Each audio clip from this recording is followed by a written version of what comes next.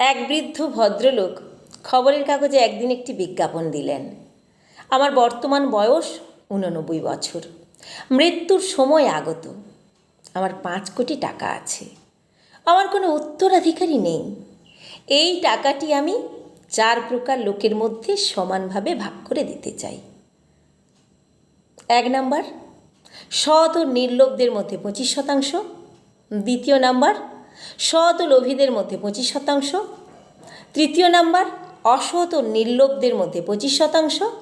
4 number, অসৎ ও লোভীদের মধ্যে 25%। প্রমাণসহ আগ্রহী ব্যক্তিদের স্কুল মাঠে উপস্থিত হতে বলা হচ্ছে।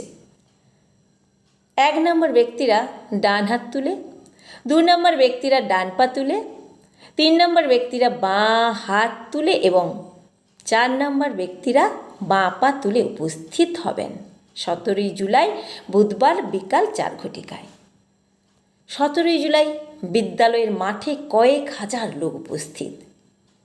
তবে সকলেরই ডান হাত তোলা, সকলেরই ডান হাত তোলা, অর্থাৎ সকলেই সৎ এবং নির্লোভ।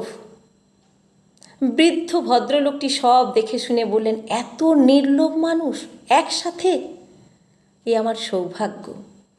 সকলের দেখার সৌভাগ্য হয় না, কিন্তু আমার চোখে আনন্দ অশ্রু প্লাবিত হচ্ছে। তবে কিনা কথাটা হলো, নির্লোভ মানুষ টাকা নিতে আসবে কেন? আমি লোভীদেরই টাকাটা দেব স্থির করেছি। যারা ওই জাতীয় তাদের 2 হাত তুলতে অনুরোধ করছি।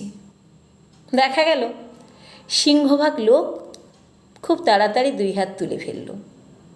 বৃদ্ধ ভদ্রলোক হেসে বললেন, 2 হাত তোলা চোখ পাল্টি করা মিথ্যুকরা বাড়ি যান। আর যে গুটিকয় ব্যক্তি চক্ষু লজ্জার খাতিরে 2 হাত তুলতে পারেননি, তাদের জানাই অপরের টাকায় লোভ ভালো নয়। আর সত্যি কথা বলতে কি, আমার 5 কোটি তো দূরের কথা, 10,000 টাকাও নেই। আপনারা যদি 100 টাকা করে আমায় ডোনেট করেন তাহলে বর্তে যাই। হঠাৎ জায়গাটা শুনশান হয়ে গেল, কিন্তু একটা ছেলে এগিয়ে এলো 100 টাকার নোট হাতে। বৃদ্ধ বললেন, সে কি, তুমি আমার কোন দলের হে ছোকরা?